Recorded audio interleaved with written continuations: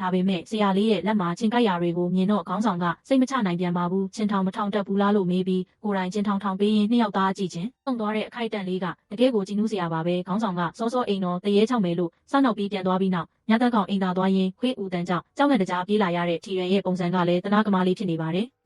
နောက်တစ်နေ့တောထဲမှာစာတင်ရင်ရေတကွန်မှာကလေးတွေနဲ့ကစားကြတဲ့အခါကာလေလေးရေနစ်တဲ့မတော်တဆမှုဖြစ်သွားပါတယ်။အဲ့ဒီကိစ္စကြောင့်စိတ်မကောင်းဖြစ်နေတဲ့ထီရန်ကိုခေါင်းဆောင်ကစာကိုတောင်းတေချာမတင်တဲ့အပြင်ကိုကျောင်းသားကိုမဆောင်ရှောက်နိုင်ရင်အိမ်ပြန်လိုက်တော့လို့ပြင်းပြင်းထန်ထန်ပြောလိုက်ပါတယ်။စိတ်မကောင်းဖြစ်နေတဲ့ထီရန်ကကျွန်တော်ကိုမောင်းထုတ်နေစရာမလိုပါဘူးပြန်မယ်လို့တုံ့ပြန်ပေမဲ့ခေါင်းဆောင်ကအမှားလုပ်ပြီးထွက်ပြေးတော့မလို့လားလို့ထပ်ဆွပေးလိုက်တဲ့အခါမှာတော့ထီရန်တယောက်သူ့ရဲ့ပြေဆုံးနေတဲ့အမှားတင်မလို့ဖြစ်ခဲ့ပြီးမှရရှိလာတဲ့ဒုတိယအကြိမ်မြောက်အသက်ရှင်ခွင့်ကိုတေချာအသုံးချမယ်ဆိုတဲ့စကားကိုပြန်စင်းစားပြီးကျွန်တော်မပြန်တော့ဘူး3 လပြည့်အောင်နေသွားမယ်ဆိုတဲ့ခိုင်မာတဲ့ဆုံးဖြတ်ချက်ကိုချလိုက်တဲ့အခါဖူဖာကစောင့်ကြည့်ရတာပေါ့လို့ပြန်ပြောခဲ့ပါတယ်။နောက်ပိုင်းတွေမှာဆရာလေးထီရန်နဲ့ခေါင်းဆောင်ဖူဖာတို့ဘယ်လောက်ထိနီးစပ်သွားကြမလဲဆိုတာကိုကြည့်ချင်ရင်တော့ follow လုပ်ပြီး share သွားကြပါဦးနော်။